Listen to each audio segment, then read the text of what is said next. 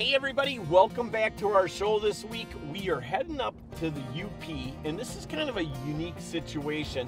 We had a guy call us last year that is actually a school teacher, and he's obviously off all summer, and he loves to fish, which is pretty cool, but he fishes out of float tubes. Now, we have never done a show fishing out of a float tube, and he thought it would be a great idea, and I think it's an awesome idea. Hang on to your heinies, it's gonna be one of them days today. Where's the quick trip? Where's the quick trip? We need quick trip.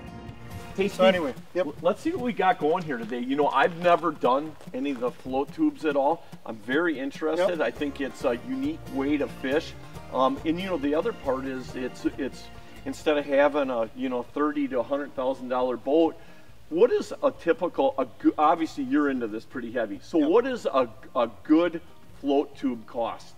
Well, you know, they can cost anywhere between $250 and $700 to $800. Okay, well that's a big difference between yep. spending, you know, thousands and thousands of dollars on a boat. So I was just asking as I got out of the truck, should I put my waders on? I have shorts underneath here. But so I was thinking like a float tube, like my body would, most of it would be in the water. So you're saying on these new float tubes, you're basically just up to your knees for the most part. Correct, yeah, you're up to your knees. You know, you can wear wading boots, just wading boots in the summer when the water's warm. Obviously when the water's colder, you want to wear some waders. Right. You know, keep your feet a little warmer.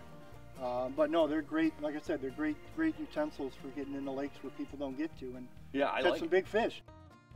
Yeah. It's a nice fish. It's about the average size out here usually. Every one of them will jump, so. And the key is to put it down. Yep, as soon as you feel them coming up, put the rod tip in the water, direct them back down. Staying down. Feels like a good fish. Whoa, whoa. Largy. Yeah. It's a good one. Hey, I'll take this all day long. Nobody else out here, nice and relaxing. Huh? Yeah. It's a great way to fish, you know. Oh yeah. Yeah. And I like the seat on here. It's very comfortable, you know, and you can adjust it. I mean, these things are sweet. Built for fishermen, built by fishermen. Really, that says it all. It's the family here. It's not a big conglomerate. It's a family. They treat you. You feel like you're in a family, you know.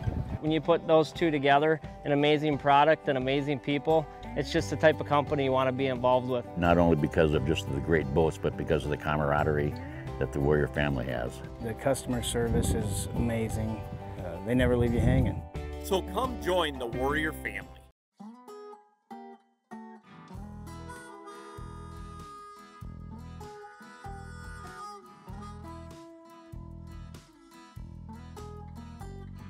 Out here, long day fishing, opening up some Leroy snack sticks. What kind we got here? Pineapple teriyaki snack sticks. Leroy's Meats. How are they? Good. Good sticks. No, he hasn't come up yet. There he comes. He's gonna jump. Oh, there he goes.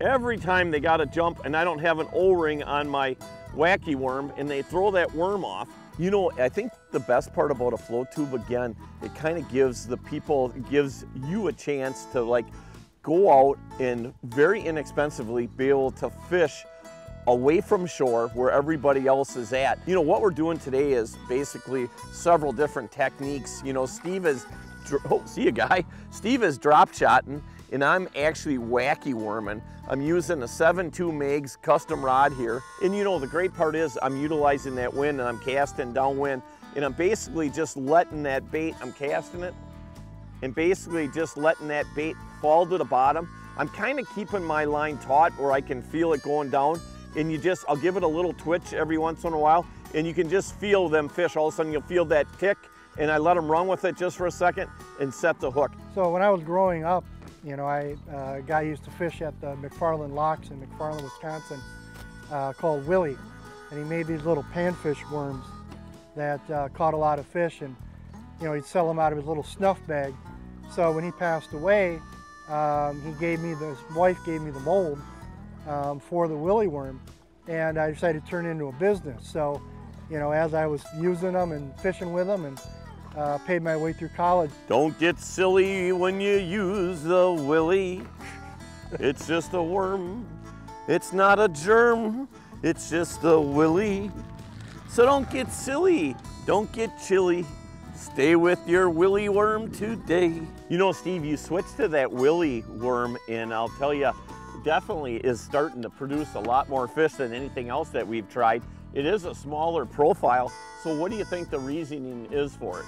Could be either there's a lot of smaller minnows out here, or you know, it could be insects too. They could be eating some insects, or the fish that are smaller fish are eating the insects, and then, you know, they're eating the fish. So, right.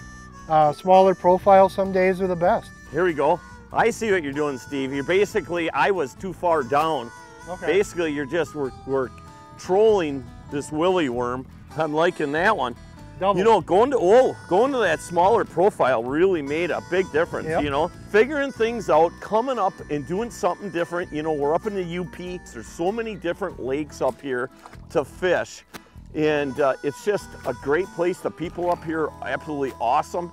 You know, like we were talking before, the great part about a float tube is that very inexpensive way to be able to obviously fish a lot of different waters. It's not, you know, a way where you're gonna be traveling fast, but you know what? On these lakes like this, we've already gone across this lake twice already this morning. You know, you'd be amazed how much water you're covering. You know, pretty much can catch whatever you want. There's quite a few lakes that are full of trout, and then you've got lakes like this one that have gills and crappies and bass in them.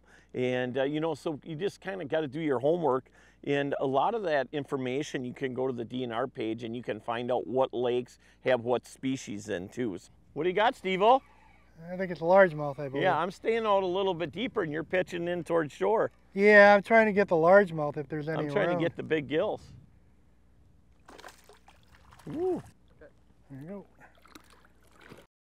You know, what a great way to spend the day. It is certainly nice to do something different.